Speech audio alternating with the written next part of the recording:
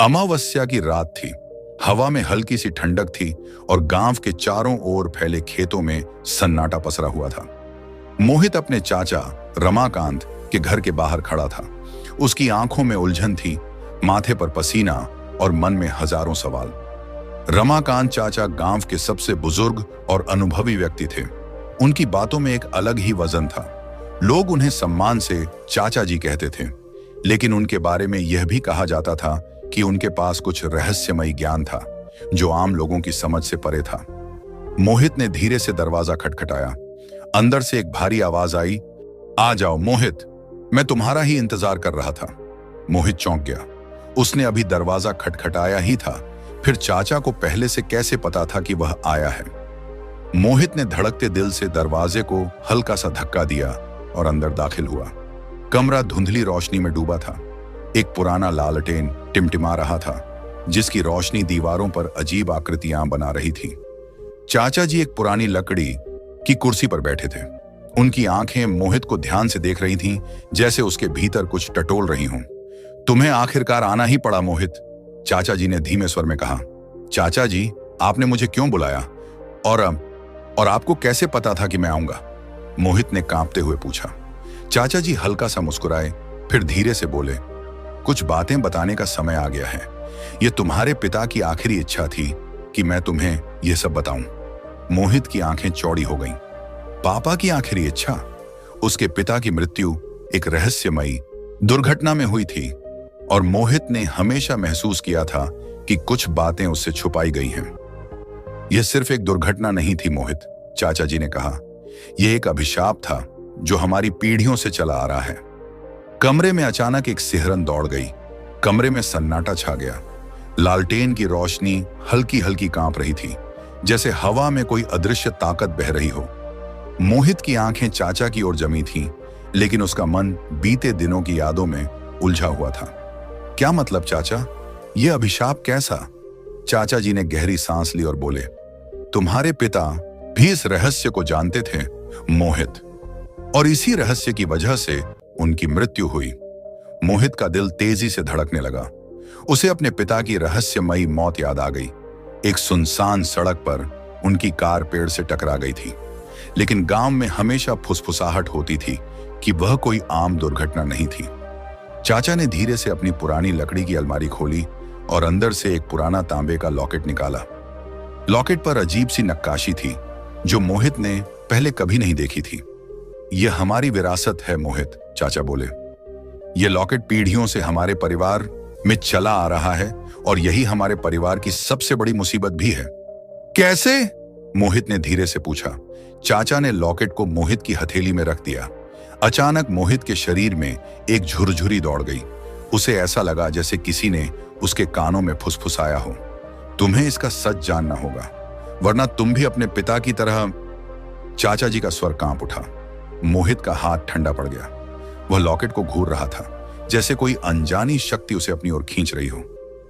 लेकिन यह लॉकेट है क्या चाचा? यह सिर्फ एक धातु का टुकड़ा नहीं है मोहित। यह एक प्राचीन शक्ति का द्वार है, जिसे अगर गलत हाथों में छोड़ दिया जाए तो विनाश निश्चित है। मोहित को यकीन नहीं हो रहा था। यह सब किसी पुरानी कहानी की तरह लग रहा था, लेकिन लॉकेट को छूते ही उसने जो महसूस किया था वह असली था। चाचा ने धीरे से खिड़की की ओर देखा। बाहर घना अंधेरा था, लेकिन पेड़ों की परछाइयों में कुछ हलचल थी। हमें यह लॉकेट पुरानी हवेली में रखना होगा, जहां इसे असली जगह पर सील किया गया था। हवेली? मोहित का दिल एक बार फिर तेजी से धड़कने लगा। गांव के पास एक पुरानी हवेली थी, जिसे लोग शापित हवेली कहते थे। वहां जो भी गया वापस नहीं आया। हमें आज रात ही जाना होगा, चाचा ने कहा। रात गहराती जा रही थी। आसमान में काले बादल छाए थे और दूर कहीं उल्लू की आवाज सुनाई दे रही थी। मोहित और रमाकांत चाचा गांव की संकरी पगडंडी से होते हुए हवेली की ओर बढ़ रहे थे। मोहित के हाथ में वह तांबे का लॉकेट था जो हल्की हल्की गर्मी छोड़ रहा था। यह अजीब था क्योंकि रात काफी ठंडी थी। चाचा, यह हवेली आखिर इतनी खास क्यों है?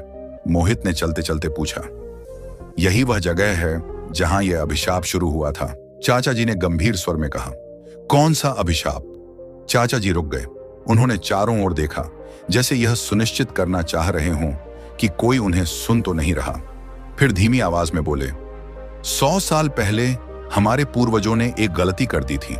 उन्होंने एक ऐसी शक्ति को छेड़ दिया था जो इंसानों की समझ से परे थी। यह लॉकेट उसी गलती की निशानी है।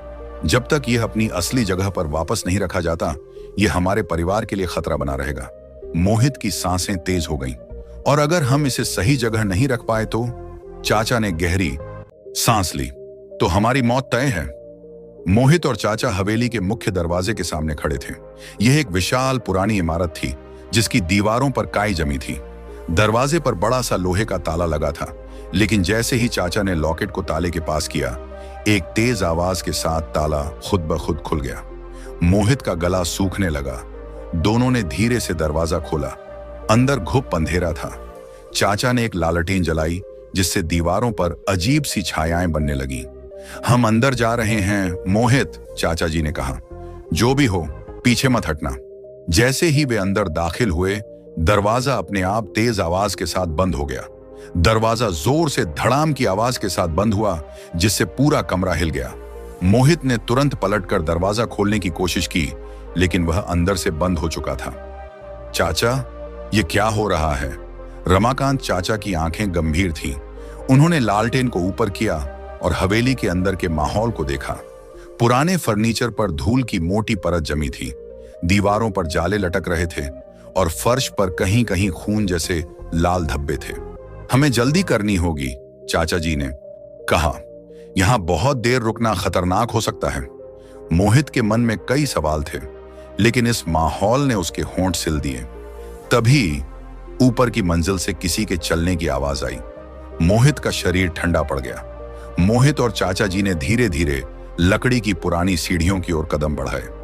हर कदम पर सीढ़ियां छी छी की अजीब आवाज कर रही थीं, जैसे किसी को सताने में मजा आ रहा हो। जैसे ही वे ऊपर पहुंचे, सामने एक पुराना कमरा दिखाई दिया। दरवाजा आधा खुला था और अंदर से ठंडी हवा आ रही थी। चाचा जी ने लालटेन को आगे बढ़ाया और जैसे ही उसकी रोशनी अंदर पड़ी, एक परछाई तेजी से हिली। मोहित ने तुरंत पीछे हटना चाहा, लेकिन चाचा जी ने उसका हाथ पकड़ लिया। डरो मत मोहित, उन्होंने फुसफुसाते हुए कहा। यह हवेली तुम्हारी परीक्षा ले रही है। मोहित और चाचा जी ने धीरे से दरवाजा खोला। कमरे के अंदर एक पुरानी लकड़ी की अलमारी रखी थी, जिसकी सतह पर समय की परत जमी थी। कमरे के कोनों में अंधेरा था और ठंडी हवा की सरसराहट ने माहौल को और भयानक बना दिया। जैसे ही चाचा जी ने लालटेन को थोड़ा और आगे बढ़ाया, अलमारी के पास रखी कुर्सी अचानक खुद ब खुद हिलने लगी। मोहित का गला सूख गया। कौन है वहां? उसने हकलाते हुए कहा। तभी अलमारी के दरवाजे अपने आप खुल गए। अंदर एक पुराना पीला पड़ चुका कागज पड़ा था। चाचा जी ने कांपते हाथों से उसे उठाया और पढ़ने लगे। जो भी इस हवेली में आया, उसने मौत को बुलाया, लेकिन अगर वह अभिशाप को खत्म करना चाहता है तो उसे वही करना होगा जो लिखा है। मोहित ने चाचा की ओर देखा। क्या लिखा है चाचा? चाचा की आंखें चौड़ी हो गईं। हमें इसे वहीं रखना होगा जहां से यह आया था, तहखाने में। मोहित और चाचा जी ने कमरे से निकलकर हवेली के गहरे हिस्से में जाने वाली सीढ़ियों की ओर रुख किया। सीढ़ियां पत्थर की बनी थीं और बेहद ठंडी थीं। जैसे ही वे नीचे उतरने लगे, हवा और भारी होती गई। ऐसा लग रहा था जैसे किसी अदृश्य ताकत ने इस जगह को घेर रखा हो। चाचा, यह तहखाना है या कोई कब्र?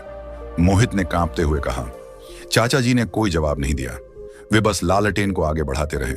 नीचे पहुंचते ही उन्होंने देखा, वो रहा, चाचा जी ने इशारा किया। तहखाने के बीचों बीच एक पत्थर की वेदी थी और उस पर एक पुराना काला बक्सा रखा था। हमें इस बक्से को खोलना होगा, चाचा जी ने धीमे स्वर में कहा। मोहित ने कांपते हाथों से काले बक्से को छुआ। बॉक्स की सतह ठंडी थी, लेकिन जैसे ही उसने उसे खोलने की कोशिश की, एक तेज झटका लगा और उसकी उंगलियां जलने लगीं। मोहित चीख पड़ा। चाचा जी ने तुरंत मोहित का हाथ पकड़ लिया। यह कोई साधारण बक्सा नहीं है मोहित, उन्होंने गंभीर स्वर में कहा। इसे खोलने के लिए सही तरीका अपनाना होगा। उन्होंने धीरे धीरे तांबे का लॉकेट निकाला और उसे बक्से के ऊपर रखा। तभी एक गहरी गूंज हवेली में गूंज उठी। बक्सा अपने आप कांपने लगा और अचानक उसका ढक्कन खुल गया। बक्से के अंदर एक पुरानी किताब रखी थी।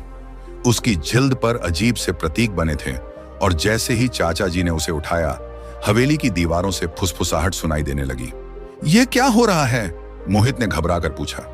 चाचा जी ने किताब को खोला और उसके पहले पन्ने पर खून से लिखा हुआ एक मंत्र चमकने लगा। यह आत्माओं की किताब है, चाचा जी ने कहा।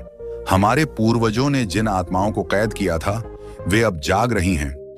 जैसे ही उन्होंने मंत्र पढ़ा, तहखाने के कोनों से कालिख जैसी आकृतियां निकलने लगी। हवा अचानक भारी हो गई, दीवारों पर लगे जाले तेजी से हिलने लगे और फर्श पर पड़ा धूल भरा कालीन अपने आप खिसकने लगा। तभी चारों ओर से काले धुएं जैसी आकृतियां उभरने लगी। मोहित ने देखा, कुछ आकृतियों की आंखें जल रही थीं और उनके मुंह से अजीब सी फुसफुसाहट निकल रही थी। मोहित, पीछे हटो! चाचा जी चिल्लाए, लेकिन आत्माएं अब उनकी ओर बढ़ने लगीं।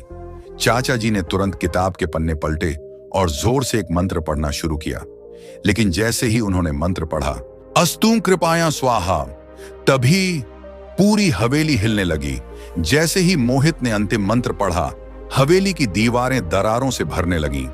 आत्माएं जोर से चीखने लगीं। उनकी आवाजें इतनी डरावनी थीं कि मोहित के कान सुन्न होने लगे। चाचा, अब क्या करें? मोहित घबराकर बोला। चाचा जी ने किताब के अंतिम पृष्ठ की ओर इशारा किया। अभिशाप को खत्म करने के लिए उन्होंने गहरी सांस ली। किसी को अपना बलिदान देना होगा। मोहित की आंखें चौड़ी हो गईं। नहीं, कोई और तरीका होगा। लेकिन इससे पहले कि मोहित कुछ कर पाता, चाचा जी ने तांबे का लॉकेट उठाया और उसे आत्माओं के बीच उछाल दिया। मैं ही इस अभिशाप का अंत करूंगा। जैसे ही लॉकेट हवा में गया, आत्माओं ने चाचा जी को अपनी ओर खींच लिया। मोहित ने चिल्लाकर चाचा जी को रोकना चाहा, लेकिन अचानक हवेली में एक जोरदार धमाका हुआ। चारों ओर रोशनी फैल गई और आत्माएं एक भयानक चीख के साथ गायब हो गईं। मोहित जमीन पर गिर पड़ा। जब उसने आंखें खोली तो हवेली एकदम शांत थी। चाचा? लेकिन चाचा जी कहीं नहीं थे। मोहित लड़खड़ाते हुए खड़ा हुआ। हवेली की दीवारें टूटने लगीं, जैसे कि यह पूरी इमारत अब अपने अंत की ओर बढ़ रही हो। मुझे यहां से बाहर निकलना होगा। मोहित जैसे तैसे हवेली से बाहर निकला। जैसे ही उसने दरवाजे के बाहर कदम रखा, हवेली ने एक आखिरी गड़गड़ाहट के साथ खुद को मिटा दिया। अब वहां सिर्फ खाली जमीन थी, जैसे वहां कभी कोई हवेली थी ही नहीं। मोहित ने थके हुए कदमों से पीछे मुड़कर देखा। हवा में हल्की सी फुसफुसाहट गूंजी। मोहित, कभी भी लालच मत करना और हमेशा अपने परिवार की रक्षा करना। यह चाचा जी की आवाज थी। मोहित की आंखों में आंसू आ गए। उसने धीरे से सिर झुका लिया और बुदबुदाया, आपकी नसीहत हमेशा याद रहेगी चाचा जी। इस तरह मोहित ने अपने चाचा जी की दी हुई सबसे बड़ी नसीहत को हमेशा के लिए अपने दिल में बसा लिया। पर सवाल यह उठता है, क्या हवेली सच में खत्म हो गई या वो किसी और की प्रतीक्षा कर रही है? दोस्तों, ये कहानी आपको कैसा लगा? कमेंट करके जरूर बताएं और इसी तरह की वीडियो देखने के लिए मेरे चैनल को सब्सक्राइब और वीडियो को लाइक जरूर करें। धन्यवाद।